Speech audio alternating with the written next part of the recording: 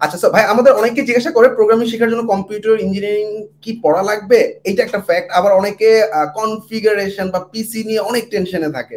So এই সম্পর্কে কিছু বলতেন। আসলে এটা অনেক ক্ষেত্রে দেখা যায় যে কনফিগারেশনের চিন্তা ভাবনা করতে করতে তারা দেখা যায় কাজই শুরু করতে পারেনি। বাট আমরা জানি ওয়েব ডেভেলপমেন্ট আসলে খুব বেশি কনফিগারেশন দরকার হয় না ভাইয়া। আপনার কাছ থেকে একটু শুনি ভাইয়া।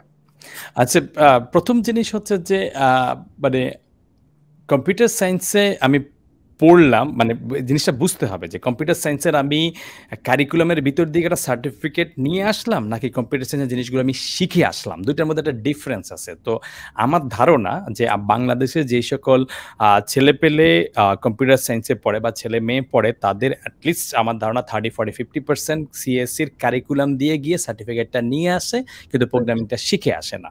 তো একজন সিএসসির সার্টিফিকেট নিয়ে একটা ইন্টারভিউতে গেল এবং 10টা প্রশ্ন যদি করে সে একটাও যদি অ্যান্সার না দেয় তাহলে তার এই সিএসসি সার্টিফিকেটের ভ্যালু হচ্ছে অলমোস্ট জিরো। আচ্ছা, আরেকজন যদি হচ্ছে ডিফারেন্ট ব্যাকগ্রাউন্ডে, সে নিজে শিখে আসলো, তাকে যদি 10টা প্রশ্ন করে সে যদি 10টার মধ্যে 7টা অ্যান্সার দেয় এবং যে সিএসসির সে যদি হচ্ছে 7টা অ্যান্সার দেয়, তাইলে কি হবে, সিএসসি কে প্রেফার করবে। খুবই স্বাভাবিক, কারণ এ সিএসসিতে যেহেতু পড়ছে সে এই রিলেটেড আরো অনেক কিছু জিনিস জানছে। সো সিএসসি এবং নন সিএসসির বেনিফিটটা তখনই পাওয়া যাবে যখন সিএসসি একজন নন সিএসসির সেলফ টট একটা পার্সনের চাইতে বেটার বা সিমিলার করবে। যদি খারাপ করে, নন সিএসসি যদি 10টা প্রশ্নের মধ্যে 7টা অ্যান্সার দিল, সিএসসি যদি 2টা দিল, মোস্ট লাইকলি সিএসসি কে কনসিডার করবে না, মোস্ট লাইকলি, এটা আমি ধারণা করে বলতেছি। তো সিএসসি পড়া অবশ্যই ভালো, কিন্তু পড়ে শিখতে হবে, এটা হচ্ছে ডিফারেন্সটা। সার্টিফিকেটের ভ্যালু অলমোস্ট নাই। বাংলাদেশের যেই ভার্সিটিতে পড়ো না কেন, সার্টিফিকেট নিয়ে আসলে কি আমার চাকরি দিয়ে দেবে? ডেফিনেটলি না। যে আমার সার্টিফিকেট আছে ঢাকা ইউনিভার্সিটি, মানে বাংলাদেশের সেরা ভার্সিটির মধ্যে একটা, সিএসসিতে পড়ছি, ওকে অসাম, আমার জিপিএ মেবি 3.5, খুব ভালো, বা 3.7, সার্টিফিকেট দিলাম, অটো হায়ার হয়ে যাবে? মোটেও না। He or she has to go through the interview process, তাকে ইন্টারভিউতে ভালো করতে হবে আর কি। সো আলটিমেট ডিফারেন্সিয়েশনটা হবে কে কাজটা করতে পারে, কে শিখতে পারে, যে জিনিসটা দরকার সেটা করতে পারবে। সেক্ষেত্রে যদি টাই হয় তাইলে সিএসসি উইন করবে, যদি টাই না হয় তাইলে যে ভালো পারে সে সিএসসি ওলা পারলে ডেফিনেটলি সে আগে চান্স পাবে, যে নন সিএসসি সেও চান্স পাবে। সো ডিগ্রির একটা দরকার আছে, এবং সিএসসির ভিতরে যে জিনিসগুলো আছে নন সিএসসিকেও কিন্তু ওই জিনিসগুলো আলটিমেটলি শিখতে হবে।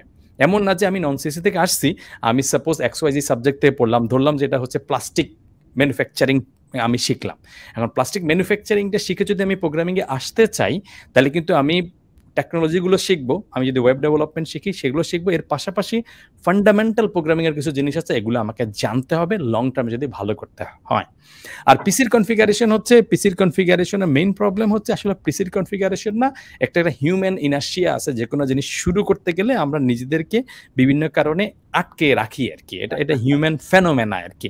কখনো মনে হয় যে পিসি ঠিক নাই, ঠিক আছে একটু সোশ্যাল মিডিয়াতে যাই, আচ্ছা আজকে একটু গরম বেশি হচ্ছে, ফ্যানের বাতাসে একটু বেশি গরম লাগতেছে, আজকে একটু করি।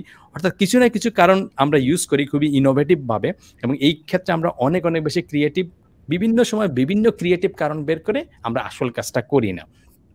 সো কনফিগারেশন একটা ফ্যাক্ট, একটা সময় পরে আসবে, বাট বেসিক HTML CSS করার জন্য একটা মোবাইল দিয়েও যদি একটা মানুষের ধৈর্য থাকে, মানে HTML CSS জাভাস্ক্রিপ্ট এগুলো মোবাইল দিয়েও করে ফেলা পসিবল। মানে তার ইফিসিয়েন্সি কম হবে, তার সময় একটু বেশি লাগবে, টাইপ করতে একটু কষ্ট হবে, অল্প কিছু টাকা খরচ করতে পারলে এটা সে ব্লুটুথ কিবোর্ড নিয়ে আসতে পারে, ডেফিনেটলি তার কষ্ট হবে, বাট এটা পসিবল।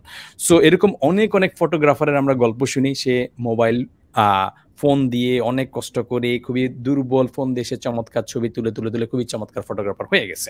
হোয়ারেস আরো অনেক টাকা পয়সা লোকজন আছে, ভালো ডিএসএলআর ক্যামেরা দিয়েও হইতে পারে নাই, আবার ডিএসএলআর ক্যামেরা দিয়েও আরো অনেকে ভালো হইছে, সেটাও আছে, সব ধরনের এক্সাম্পলই আছে। বাট আলটিমেট সামারিটা হচ্ছে দুইটা জিনিসে, কোন পার্সনটা পারসিস্টেন্ট ভাবে কন্টিনিউ করে গেছে এবং কোন পার্সনটা কন্টিনিউয়াসলি লার্ন করে সেগুলোকে অ্যাপ্লাই করার চেষ্টা করছে, এইটাই হচ্ছে ডিফারেন্স। টুলস দরকার, টুলস আমার প্রোডাক্টিভিটি দিবে, কিন্তু আমার যদি একদম ম্যাকবুক প্রোই থাকলো, কিন্তু আমি সময় দিলাম না, তো এই টুলস থেকে আমার লাভটা কি হইলো? যে আমার বাপরে বলে 1.5 লাখ টাকা দিয়ে বা মাকে বলে 1.5 লাখ টাকার একটা ডিভাইস আমি কিনলাম, কিন্তু কাজে লাগাইলাম না। হোয়ারেজ আমি ফোন দিয়ে গুতাই কাজ করে ফেললাম। কিছুদিন আগে আমি কিউটেকের মোশারফ ভাই সম্ভবত শেয়ার করছিল যে একজন ডিফারেন্ট ব্যাকগ্রাউন্ডের একটা মানুষ ফোন দিয়ে কেমনি শিখে আসছে, তার অনেক লিমিটেশন ছিল, সেগুলো আস্তে ধীরে ওভারকাম করবে, কিন্তু ইচ্ছা শক্তি ডিসিপ্লিন দিয়ে সেটাকে ওভারকাম করছে। তো that's what is the difference. Device একটা আমার গ্রোথ, আমার ইফিসিয়েন্সি কমাই দিবে, বাট ডিভাইস অবস্টাকল হবে না আর কি। এক্স্যাক্টলি, চমৎকার একটা আনসার ভাইয়া। আমাদের অনেক কোয়ারিজ আসে যে মানে আমাদের কনফিগারেশনের ব্যাপার-স্যাপার, এবং অনেকে 2 মাস 3 মাস পর আবার আসে, ভাই এখনো তো কম্পিউটার কিনতে পারি নাই, কি করতে পারি? সো খুব চমৎকার একটা গাইডলাইন দিলেন ভাইয়া।